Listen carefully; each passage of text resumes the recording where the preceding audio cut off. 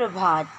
कक्षा पहली, विषय हिंदी, उपविषय पाठ 1, आहा की मात्रा। प्रदत्त कार्य, व्याख्यान संख्या 3। प्यारे बच्चों, कैसे हैं आप?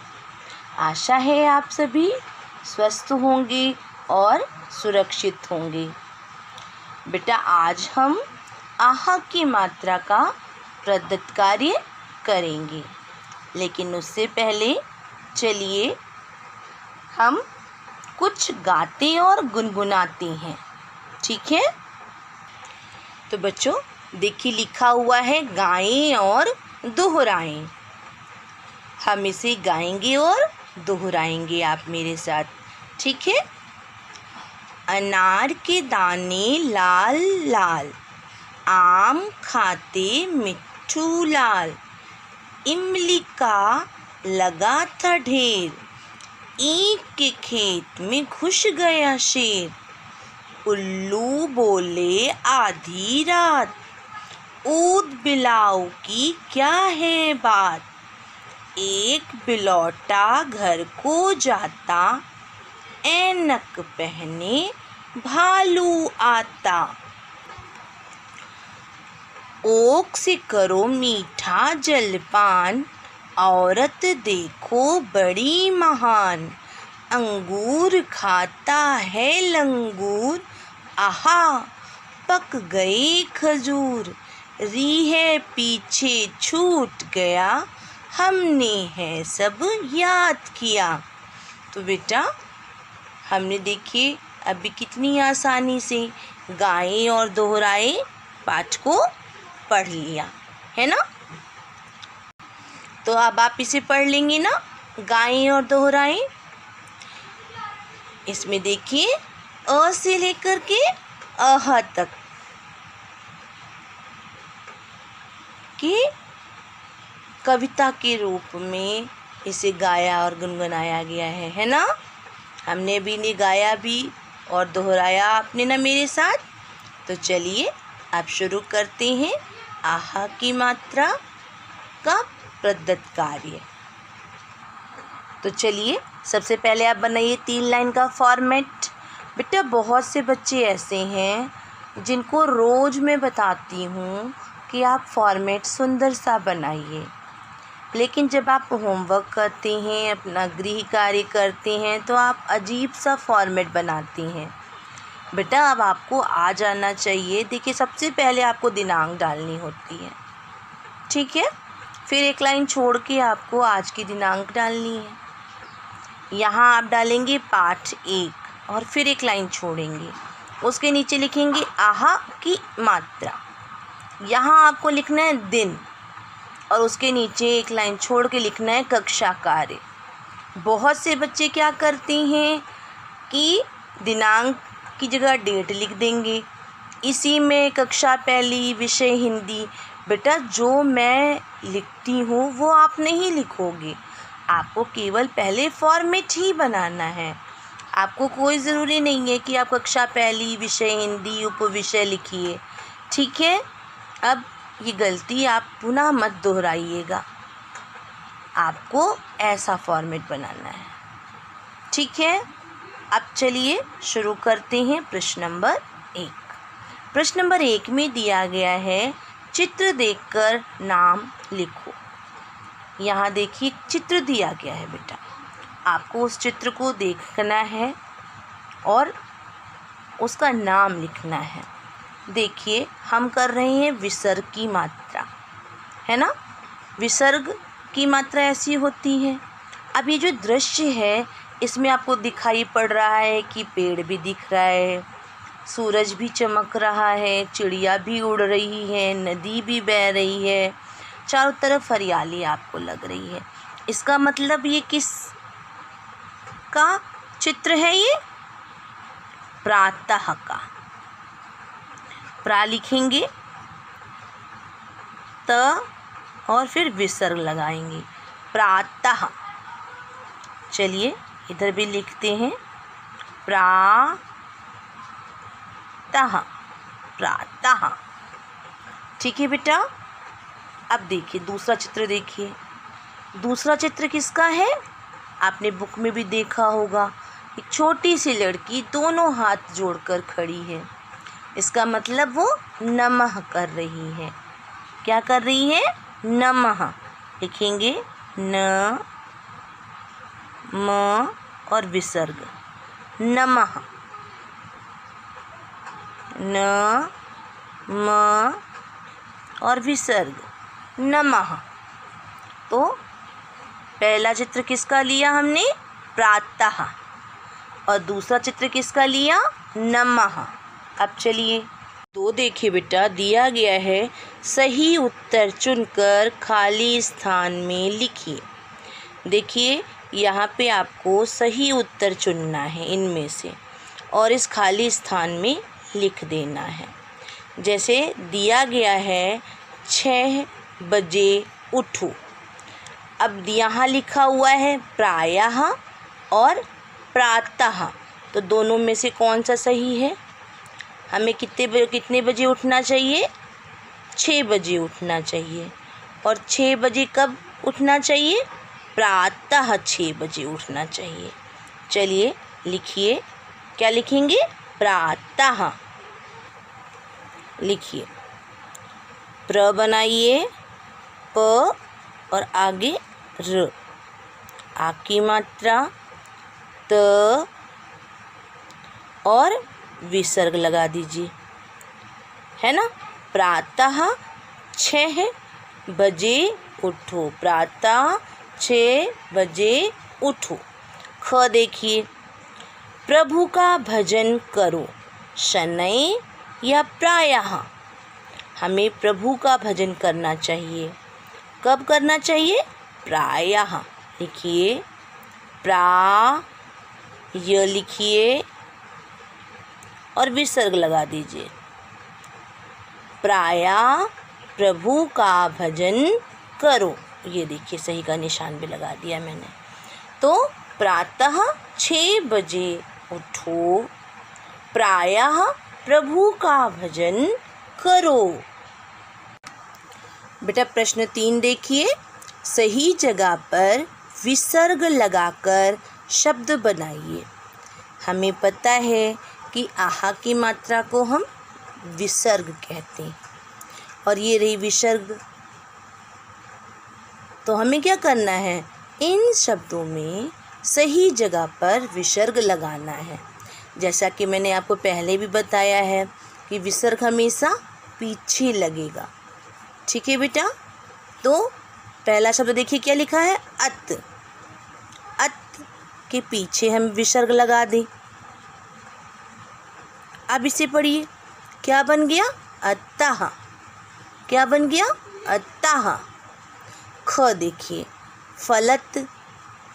फलत तो नहीं होगा, विसर्ग लगा दीजिए। क्या पढ़ेंगे अब? फलतः। क्या पढ़ेंगे? फलतः। ग देखिए, संभवत। विसर्ग लगा दीजिए। अब पढ़िए, क्या पढ़ेंगे? संभवतः। क्या पढ़ेंगे? संभवतः। घ देखिए, क्या लिखा है? मूलत। मूलत तो नहीं होगा, विसर्ग लगाइए। अब पढ़िए, क्या बन गया? मूलतः। क्या बन गया बेटा? मूलतः। अंगा देखिए, प्रात। विसर्ग लगा दीजिए। अब पढ़िए, प्रातः। प्रातः। चलिए फिर से पढ़ते हैं। अतः, फलतः, संभवतः, मूलतः, प्रातः। ठीक है। देखिए कितनी आसानी से प्रश्न 3 कर लिया ना हमने। अब देखिए प्रश्न 4 है, वाक्य बनाइए। देखिए बेटा, आपके सामने शब्द लिखा हुआ है, पुनः पुनः। क्या लिखा हुआ है? पुनः पुनः। तो बेटा हमें क्या करना है? वाक्य बनाना है। लिखा है पुनः पुनः। आप कोई भी वाक्य सोचिए, पुनः पुनः उसमें आना चाहिए। ठीक है। चलिए लिखिए मेरे साथ।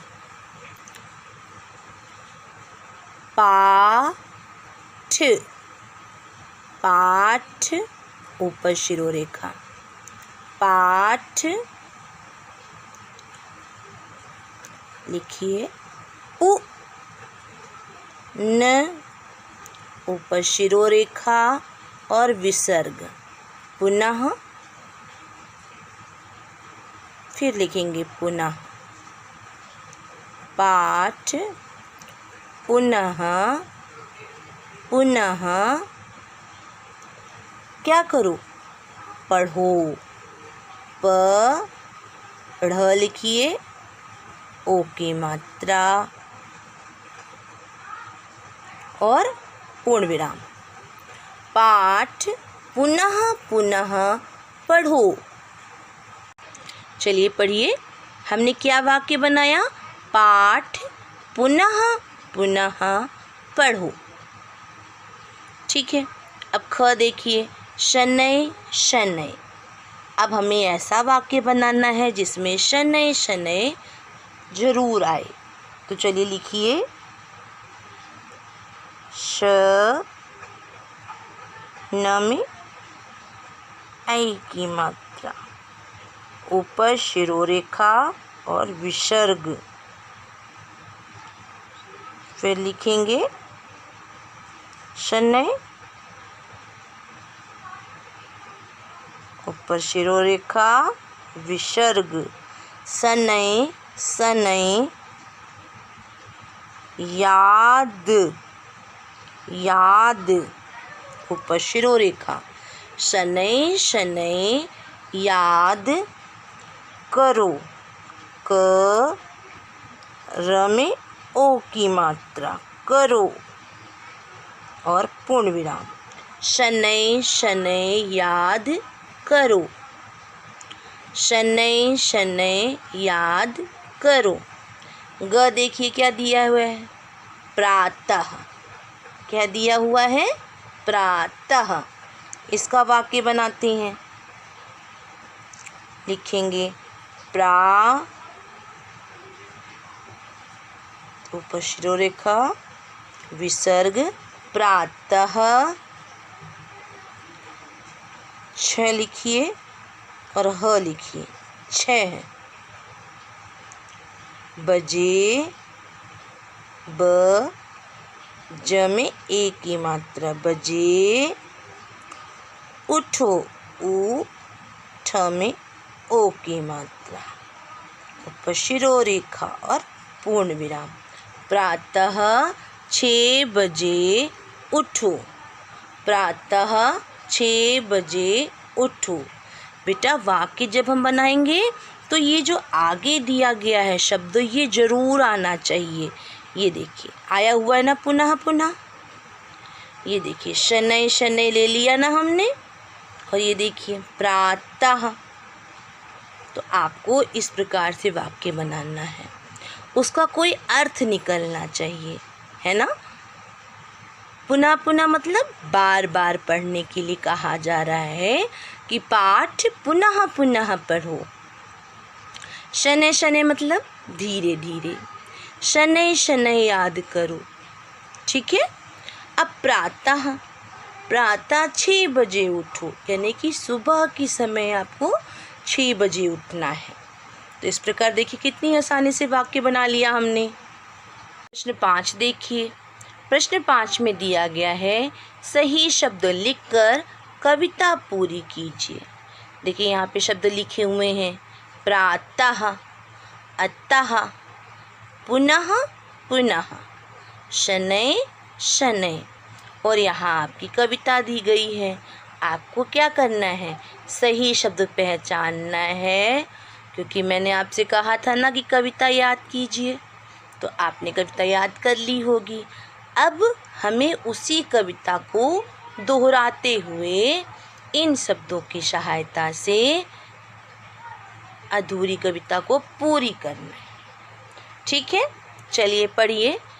हुई भाग गए तारे, क्या हुई?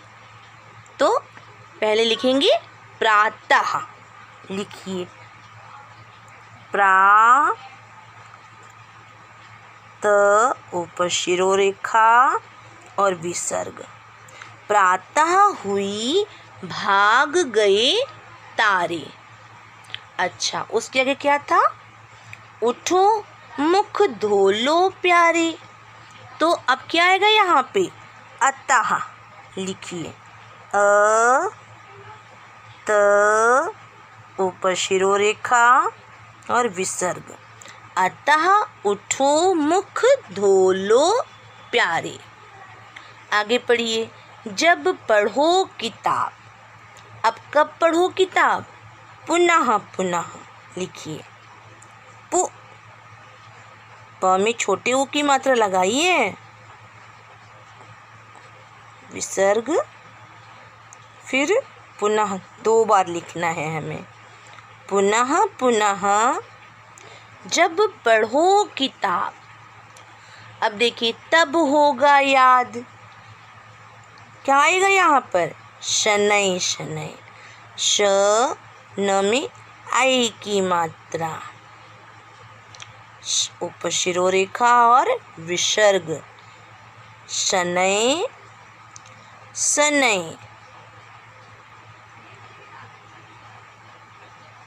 ये देखिए, शनै शनै तब होगा याद। तो हमें क्या करना था? सही शब्द पहचान कर कविता को पूरी करना था, है ना? हो गई ना कविता हमारी पूरी? चलिए एक बार इसे पढ़ लेते हैं।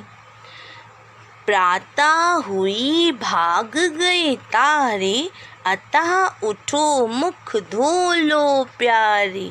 पुनः पुनः जब पढ़ो किताब, शनै शनै तब होगा याद। है ना? तो जब आप बार बार कविता याद करेंगे, पुनः पुनः दोहराएंगे, तो शनै शनै आपको कविता याद हो जाएगी। ठीक है बेटा? ये देखिए, जो यहाँ शब्द थे हमने यहाँ चुन करके लिख लिए ना। ये देखिए, ये देखिए, तो हमारा प्रश्न 5 भी पूरा हो गया, और वो भी कितनी आसानी से। हमने इस कविता की दोहराई भी कर ली। तो चलिए एक बार हम प्रदत्त कार्य की फिर से दोहराई करते हैं। देखिए बेटा, प्रश्न नंबर 1 दिया गया था, चित्र देखकर नाम लिखो। हमने चित्र पहचाना और फिर उसका नाम लिख दिया। पहला चित्र किसका था? प्रातः। दूसरा चित्र नमः, तो हमने लिख दिया नमः, नमः प्रातः, प्रातः। प्रश्न 2 दिया गया था कि सही उत्तर चुनकर खाली स्थान में लिखिए। देखिए, यहाँ पे हमें उत्तर चुनना था और खाली स्थान पे लिख देना था, क्योंकि यहाँ पे खाली जगह थी, है ना? ये देखिए, हमने लिख दिया, प्रातः 6 बजे उठो। ख में प्रायः प्रभु का भजन करो। तो इस प्रकार हमारा ये प्रश्न 2 भी पूरा हो गया।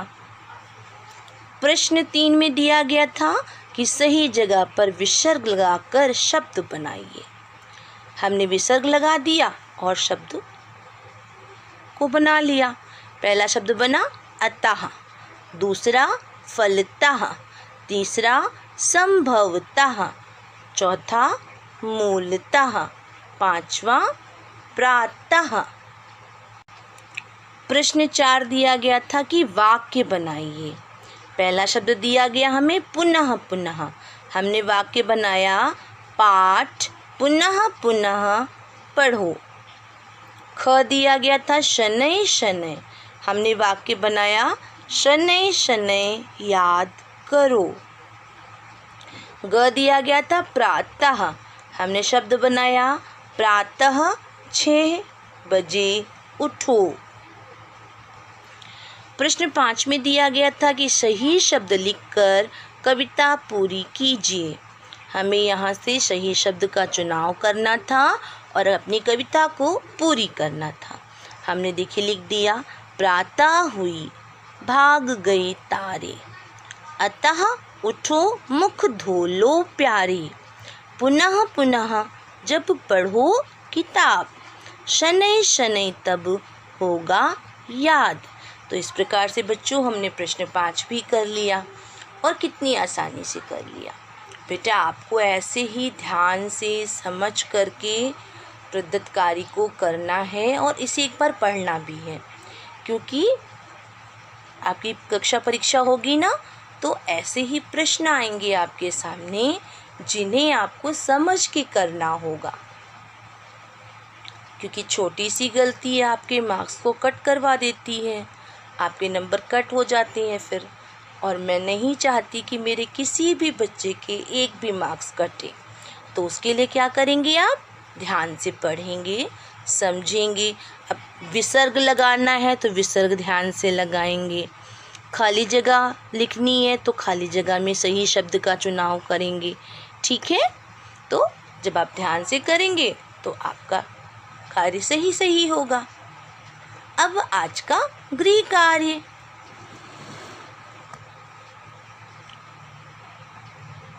बच्चों मैंने आज गृह कार्य दिया है कि गुलमोहर हिंदी पाठ्य पुस्तक में पृष्ठ संख्या 63 पढ़ो। आपको क्या करना है? गुलमोहर हिंदी पाठ्य पुस्तक में पृष्ठ संख्या 63 को पढ़ना है। ठीक है? आशा है आपको आज का वीडियो पसंद आया होगा। आप हमारे चैनल को सब्सक्राइब कीजिए, वीडियो को लाइक कीजिए। धन्यवाद।